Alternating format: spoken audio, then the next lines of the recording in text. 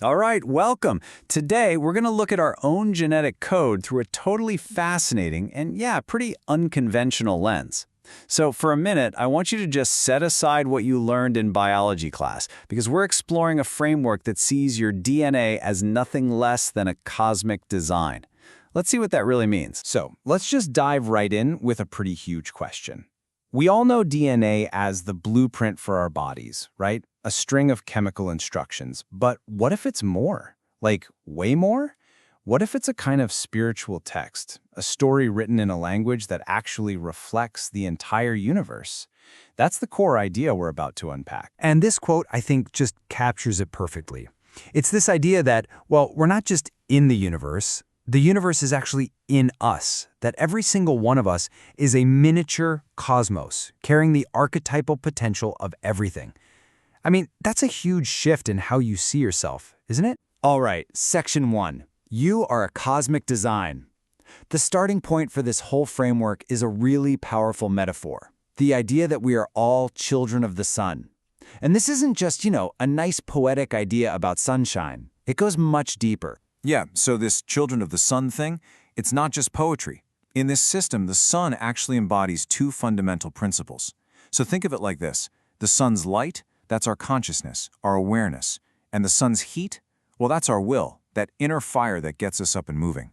So in a very real sense, we are beings of light and heat, of consciousness and will. Section 2. DNA's cosmic letters.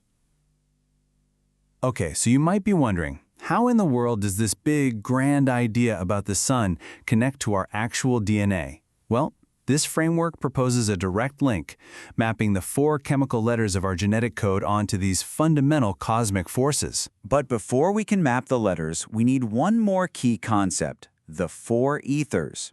Now, first things first, you gotta forget the classical elements you're thinking of. In this system, ethers are these invisible, formative forces that shape the living world. Think of it like a non-physical blueprint, an invisible design behind everything we can actually see and touch. And this is basically the Rosetta Stone for this whole way of thinking. It's incredible.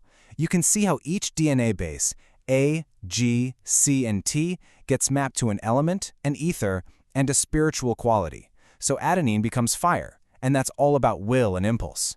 Guanine is air, which is consciousness and clarity. Citosine is water, fluidity, thought, and thiamine is earth, structure and form.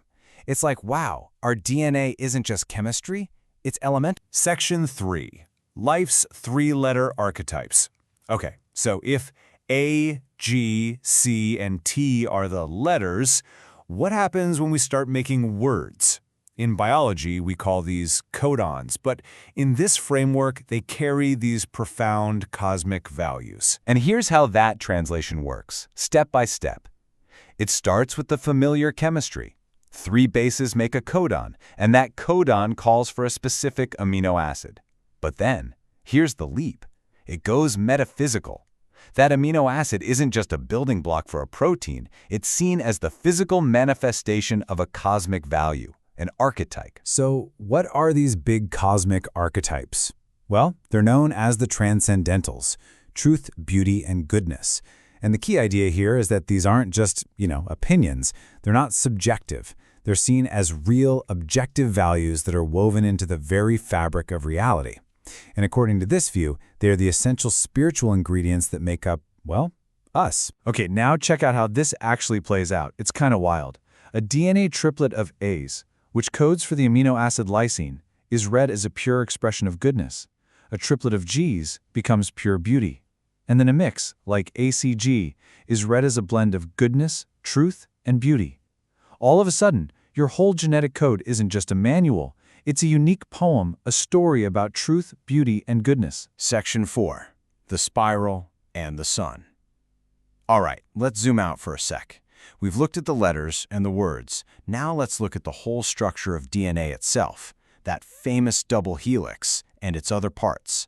How do they connect back to those forces of the sun? So, you know that iconic double helix shape? Well, in this view, it's not some static ladder. It's the physical result of those ethereal formative forces we talked about. These forces are seen as constantly pulling and spiraling, shaping life from the inside out. The spiral shape of our DNA is literally the visible trail they leave behind. And get this, even the backbone of the DNA molecule gets this dual meaning. The phosphorus part is said to resonate with light, linking it back to consciousness and perception. And the ribose sugar resonates with heat, connecting it to our will, our sense of I. Just think about that for a second. The two core principles from the sun, light and heat, are seen as the very things holding our genetic code together. That's pretty incredible. Okay, Section 5, Awakening the Inner Reader. So if our DNA really is this incredible cosmic text, that brings up a pretty obvious question, right? How do we read it? Well, this framework proposes that we're actually born with the spiritual equipment to do exactly that. And what's that spiritual equipment? In this system, it's the chakras. But I want you to think of them a little differently here, not just as energy vortexes, but more like dormant organs of the soul. They're centers of perception that are usually inactive, but they can be awakened to read these deeper spiritual realities directly. So let's see how the first few chakras map onto those cosmic values we talked about. First up, the root chakra, our connection to the physical world, our grounding. It's associated with the foundational value of truth. Then we move up to the second chakra, the sacral. This is our center of creativity, of flow, of relationships, and it naturally aligns with beauty. And number 3, the solar plexus, our center of personal power and will. It connects to goodness. So you have truth, beauty, and goodness as the very foundation of our spiritual anatomy. It all connects. But, and this is a really crucial point, this isn't just about gaining some kind of mystical insight. This perspective is really clear that awakening these abilities requires deep, serious moral work. The idea is you can't just perceive the spiritual world on a whim, you have to earn that sight through real moral development and personal transformation. So when you put all these pieces together, the picture that emerges is, well, it's pretty extraordinary. We're not just a biological machine driven by chemical reactions. We are a living temple, a physical structure designed from our very DNA on up to perceive and ultimately manifest these core spiritual principles: truth, beauty, and goodness. And that brings us right back to the beginning, but this time with a question for you.